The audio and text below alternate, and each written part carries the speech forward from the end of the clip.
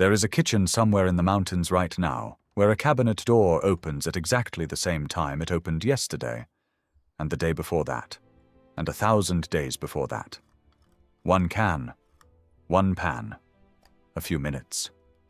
A meal that has quietly outlived wars, recessions, and every diet trend that ever promised to replace it. Nobody wrote most of these recipes down. There was no need to. They lived in the hands of people who could not afford to forget them, passed from one kitchen to the next the way a habit is passed, not a document.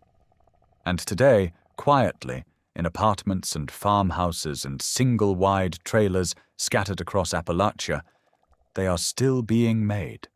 Not out of nostalgia, because they still work, especially on the nights when standing at a stove for very long simply isn't something your body wants to do anymore. By the end of this list, you are going to understand something most people never stop to think about. The cheapest food in America was never an accident. It was survival, refined over more than a century into something almost elegant in its simplicity. Every single one of these 25 dishes was invented by someone solving the exact same problem. Very little money, very little energy, and a body that needed to eat anyway. Stay with this one all the way to the end, because the very last dish on this list is the meal everything else quietly circles back to. The one plate that explains, better than any of the others, exactly what poverty and dignity look like sitting side by side. Let's start with the one almost everybody already knows, because it's the easiest way into everything stranger that's coming. Number 25, tomato soup with crackers. A single can, a small pot, and a full sleeve of saltines crumbled steadily on top until the surface of the bowl disappears entirely beneath them. It has sat in American pantries since the late 1800s, and it remains, even now, one of the most consistently purchased comfort foods among people over the age of 65. There is something almost meditative in the ritual itself. Breaking each cracker slowly, watching the pieces sink one at a time, letting the soup do the only real work that needs doing on a night when doing anything else feels like too much. If your hands don't move the way they used to, this one asks almost nothing of them. Number 24. Cornbread crumbled in buttermilk. No stove, no heat, no dishes beyond a glass and a spoon. A piece of leftover cornbread, broken into chunks, dropped into a cold glass of buttermilk until it softens just enough to eat with a spoon. In the hollows of Kentucky, Tennessee, and Arkansas, this was supper on any evening when the kitchen was too hot to bother with the stove, or when there simply wasn't enough left in the house to cook a proper meal. For generations, nobody bothered writing the recipe down, because everybody in the family already knew it the way they knew how to walk to the porch, automatically, without thinking. Now here's where the list starts getting strange. These next few will surprise you. Number 23. Mutton fat bread. Rendered sheep fat, poured hot and glistening over a slice of day-old bread gone slightly hard and dry. It sounds almost unbelievable to a modern ear, but in the sheep farming regions of Appalachia, Wales, and the Scottish Highlands, mutton fat was reliably cheaper than butter and considerably more flavorful than lard, which made it the frying fat of choice for households counting every cent. The bread crisped hard on the outside while staying soft within. Not everyone loved the gamey edge that mutton fat carries, but hunger has a remarkable way of rearranging what a person is willing to call delicious. Number 22. Salted herring with potatoes. Sharp, briny, and completely unmistakable the moment it hits your tongue. Herring cured in brine was one of the only reliable ways coastal and river communities preserved protein long before refrigeration reached most working-class homes. Paired with boiled potatoes, a little sour cream, and chopped onion, it became a full meal that could carry a household through the coldest months of winter, when fresh fish simply wasn't available at any price. It's a flavor some people never forget for the rest of their lives, and a flavor others try exactly once and never touch again. Number 21. Mock crab salad. No crab. Not a single trace of it anywhere. Near the bowl, chopped hard-boiled eggs, finely diced celery, and a little onion, folded into mayonnaise and seasoned with paprika and a splash of vinegar until the texture and tang came surprisingly close to something far more expensive than it had any right to resemble. Old home cooking guides listed it plainly as a quick substitute, and it fooled plenty of dinner tables that could never have afforded the real thing. Built entirely on clever substitution, making almost nothing look and taste like more. You're about to see how many of the dishes still ahead were built on that exact same instinct. But first, take a second right now. The QR code is on your screen. Point your camera at it and subscribe, so the next list like this one finds you the moment it's ready. Number 20. Eggs a la goldenrod. One egg could go a remarkably long way if you knew exactly how to stretch it. Hard-boiled eggs, chopped and folded into a creamy white sauce made from butter, flour, and milk, with the yolks pressed through a fine sieve and scattered across the top like a dusting of sunshine. Poured over buttered toast, it turned the cheapest breakfast imaginable into something that at least looked, on the plate, like real care had gone into it. Which mattered on mornings when almost nothing else in the day was going to feel that way. Number 19. Tomato rarebit. A cousin to the far more famous Welsh rarebit, but simpler, faster, and easier on a tight grocery budget. A smooth sauce built from melted cheese, tomato, butter, and just a pinch of mustard, ladled hot over toast until the bread turned soft and glossy underneath the weight of it. It stretched whatever scraps remained in the icebox at the end of the week into something that tasted, for a moment, like more effort had gone into it than actually had. Number 18. Shrimp wiggle. A playful name attached to a surprisingly rich result. Canned shrimp folded into a quick cream sauce of milk, butter, and flour, brightened at the last moment with a handful of green peas, then spooned hot over saltine crackers or toast. Ready inside of 10 minutes, elegant enough for unexpected company, and built almost entirely from things already sitting in the pantry. Number 17. Creamed mushrooms on crackers. Butter, flour, and milk whisked together and turned glossy and thick over gentle heat, then poured directly over sliced mushrooms until the sauce simmered down into something velvety. Spooned over crisp crackers or buttered toast, it felt elegant enough for unexpected company and cheap enough to throw together on any ordinary Tuesday. It proved quietly that real hospitality never actually required extravagance, only warmth and a full pot on the stove. Ever notice how many of these were built to feel bigger than they cost? That's not an accident either. Somebody, at some point, in some kitchen with almost nothing in it, decided that a meal made from scraps still deserved to look and taste like it mattered. That decision is the quiet engineering underneath half of this list. Keep it in mind, because it's about to come up again and again. Number 16. Cottage cheese pancakes. Decades before high protein became a phrase printed across every food label in America, home cooks were already folding cottage cheese, eggs, and a spoonful of flour into a light, fast-cooking batter. Golden at the edges, tangy and soft through the center, served with fresh fruit or honey. A meal for anyone who needed something real to eat without wanting to spend an entire morning standing at the stove to get it. A few minutes of flipping, and it's already on the plate. Number 15. Baked apples with cinnamon sugar. Cored apples packed with brown sugar, cinnamon, and a small pad of butter tucked into the hollow, baked until the skin turns glossy and the filling bubbles up like slow-moving caramel. 10 minutes of hands-on effort fills an entire house with the smell of something far more elaborate than it actually took to make. Number 14. Corn fritters with maple drizzle.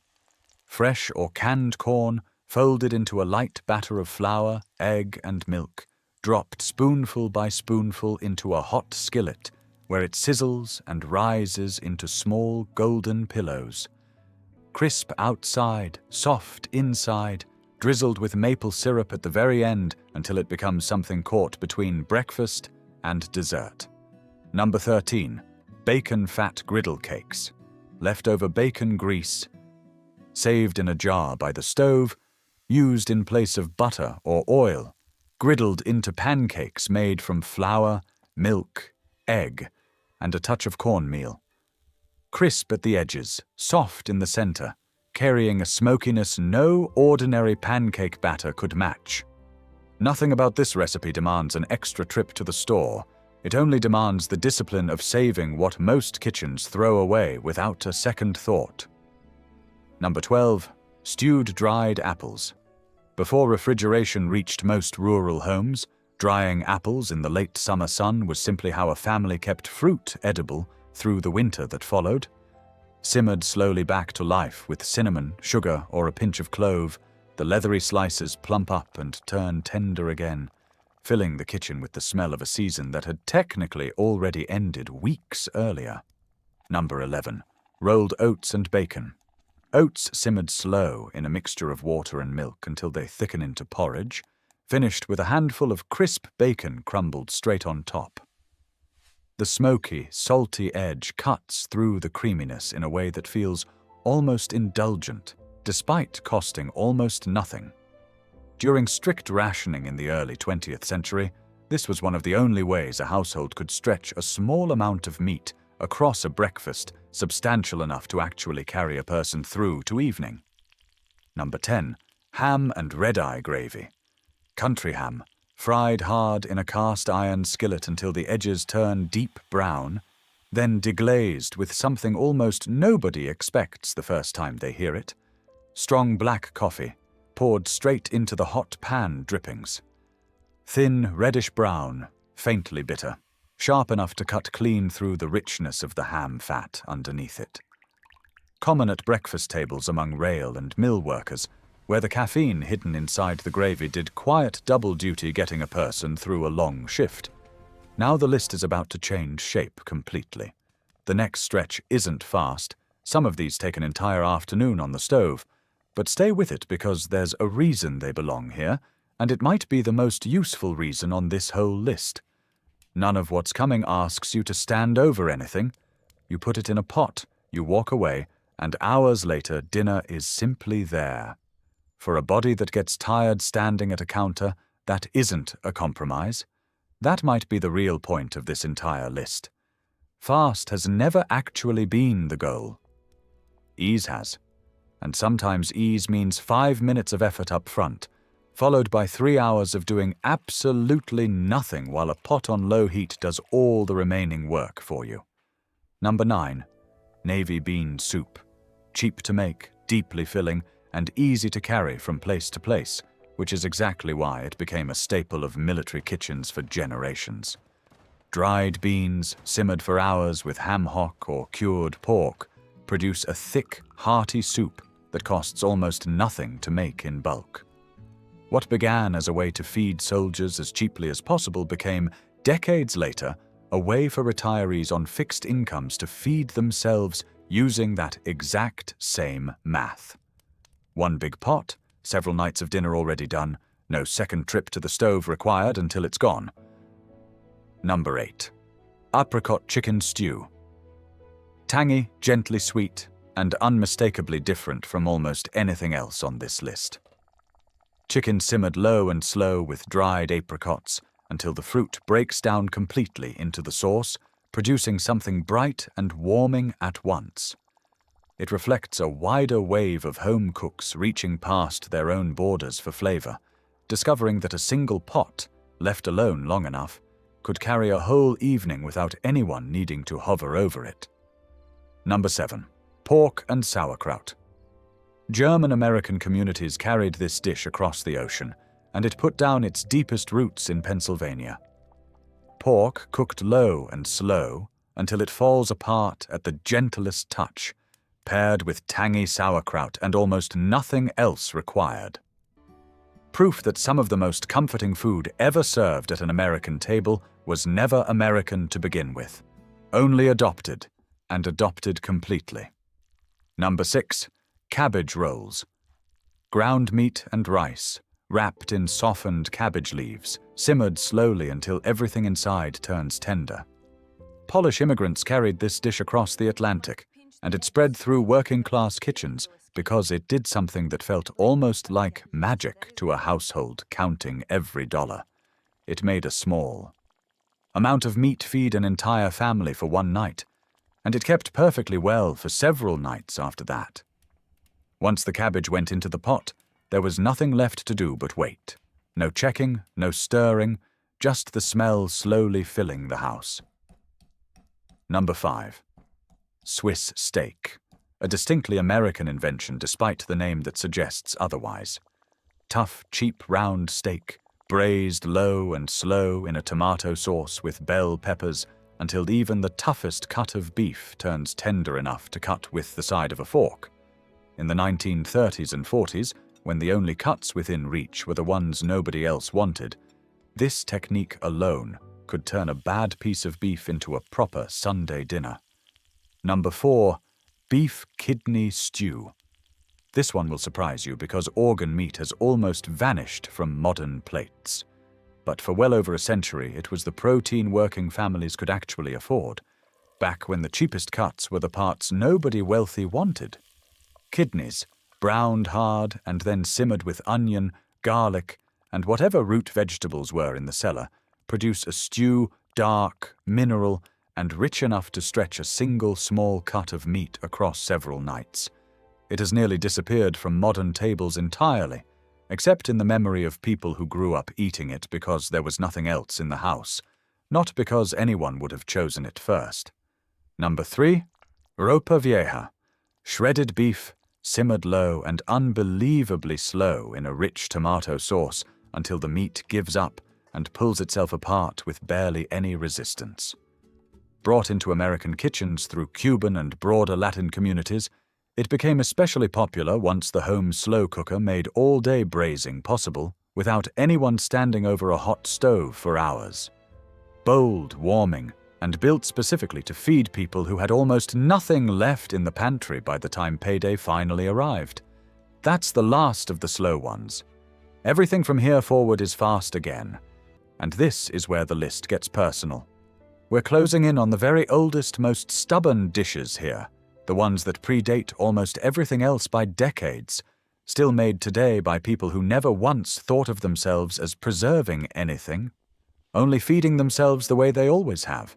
Before we get to them, the QR code is back on your screen one more time. If this list has already surprised you once, it's about to do it again. Subscribe now so you don't miss the next one.